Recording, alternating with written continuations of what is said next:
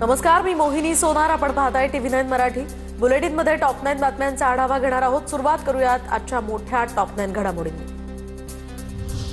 मुंबई पालिका निवडणुकीत महायुती म्हणून लढणार. ठाकरे बंधूंच्या युतीचा फरक पडणार नाही. महायुतीचाच महापौर होणार. TV9 मराठीवरील मुलाखतीदरम्यान उपमुख्यमंत्री शिंदेंची स्पष्टोक्ती. दिल्लीमध्ये स्थानिक विषयावर चर्चा नाही. तक्रार करण्याचा माझा स्वभाव सुद्धा नाही. भाजप नेत्यांची शहांकडे तक्रार केल्याचं वृत्त शिंदेंनी फेटाळलं. ठाकरे बंधूंच्या युतीचा फरक पडणार नाही. ठाकरे बंधूंच्या युतीवर एकनाथ शिंदेंचं वक्तव्य. तर महायुती विकासाच्या मुद्द्यावर निवडणुका जिंकेल. मुंबई पालिकेवर महायुतीचाच महापौर बसेल. शिंदेंकडून विश्वास व्यक्त. माझ्या मुलीची आत्महत्या नाही तर तिला मारलं गेलंय. 2021ला एका महिलेचा गर्भपात. फाईलवर अनंत गर्जेचा पती असा उल्लेख. डॉक्टर गौरी गर्जेच्या मृत्यूनंतर पालवे कुटुंबियांचा आरोप. तर पंकजा मुंडेंनी गौरी पालवेच्या कुटुंबियांची भेट घेतली. गौरीच्या आत्महत्या प्रकरणामध्ये निष्पक्ष चौकशी होणार. पंकजा मुंडेंचं पालवे कुटुंबियांना आश्वासन. आक्षेपार्ह फोटो असलेलं टी-शर्ट घालून ट्विट करत कुणाल कामराची RSSवर टीका. तर आक्षेपार्ह पोस्ट कोणी केली असेल तर पोलीस कारवाई करतील. चंद्रशेखर बावनकुळेंचा इशारा. प्रसिद्धीसाठी कुणाल कामराची वात्रट वागणूक. तर कुणाल कामरानं मर्यादेत राहावं. कामरावर कडक कारवाई व्हायला हवी. प्रवीण दरेकरांचाही इशारा. मी शब्दाचा पक्का. बारामतीमध्ये काम करून दाखवलं. काही नेते शहराच्या विकासावर बोलतात मात्र त्यांचीच शहरं भकास असतात. अंबाजोगाईतल्या सभेत अजित पवारांचं वादग्रस्त विधान. अजित पवार हे जबाबदार नेते. राज्याचे उपमुख्यमंत्री बोलताना प्रत्येकानं तारतम्य बाळगलं पाहिजे. अजित पवारांच्या वक्तव्यानंतर भाजप नेत्या चित्रा वाघ यांचा सल्ला. तर प्रत्येकाला आपल्या मतदारसंघाचा विकास पाहिजे असतो मात्र इतर नेत्यांसंदर्भात अजित पवारांनी असं वक्तव्य करू नये. शिरसाटांचं वक्तव्य.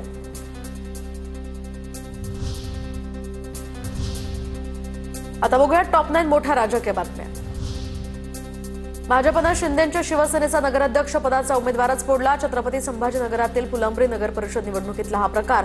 नगराध्यक्ष पदाचा उमेदवारी अर्ज मागे घेत आनंद ढोके यांचा थेट भाजपात प्रवेश. तिकीट मिळत नाही, ऑप्शन नसतो तेव्हा लोक ऑप्शन शोधतात. फुलंब्रीतील सेना नगराध्यक्ष पदाच्या उमेदवाराच्या भाजप प्रवेशावर मंत्री बावनकुळेंची प्रतिक्रिया. तर आमची महायुती मजबूत. निवडणुकीनंतर यावर चर्चा करून योग्य निर्णय घेऊ असंही वक्तव्य.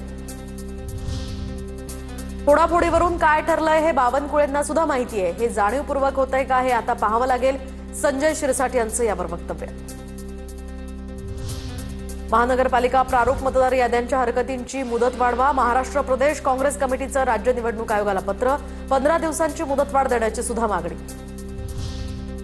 राहुल गांधींच्या पावलावर पाऊल ठेवत विरोधकांची वाटचाल. निवडणूक आयोगाकडे फेऱ्या मारण्यापेक्षा मतदारांकडे फेऱ्या मारा. प्रवीण दरेकरांचा सल्ला. उशिरा का होईना भाजपच्या रवींद्र चव्हाणांनी सुद्धा मतदार यादीतील घोळ मान्य केला. विरोधकांबरोबर सत्ताधारी सुद्धा मतदार याद्यांवर आक्षेप घेत असतील तर निवडणूक आयोग ही निवडणूक जनतेवर का लादतोय. आमदार रोहित पवारांचा ट्विट करत सवाल. जास्त निधी एका शहराकडे वळवला जात असेल तर बाकीच्या शहरांचा विकास कसा होणार. लक्ष्मण हाकेंचा अजित पवारांना सवाल. तर अजित पवारांवर बारामती इतकीच महाराष्ट्रातील इतर शहरांची सुद्धा जबाबदारी. लक्ष्मण हाकेंचा टोला. स्थानिक स्वराज्य संस्थांच्या निवडणुकांवर सुप्रीम कोर्ट शुक्रवारी अंतरिम आदेश देणार. तर बाठी आयोग घटनापीठाच्या निर्णयापुढे न जाण्याच्या निवडणूक आयोगाला सूचना. 159 स्थानिक स्वराज्य संस्थांमध्ये 50% आरक्षणाची मर्यादा ओलांडल्याचाही दावा. सुप्रिया सुळेंचं निवडणूक अधिकाऱ्यांना पत्र. तर काही ठिकाणी उमेदवारांना धमकावणं, दबाव टाकण्याचे प्रकार सुरू. सुळेंचा पत्रातनं दावा. दरम्यान हव्यासापोटी निर्माण होणारी परिस्थिती ही गंभीर आणि चिंताजनक असाही यामध्ये उल्लेख.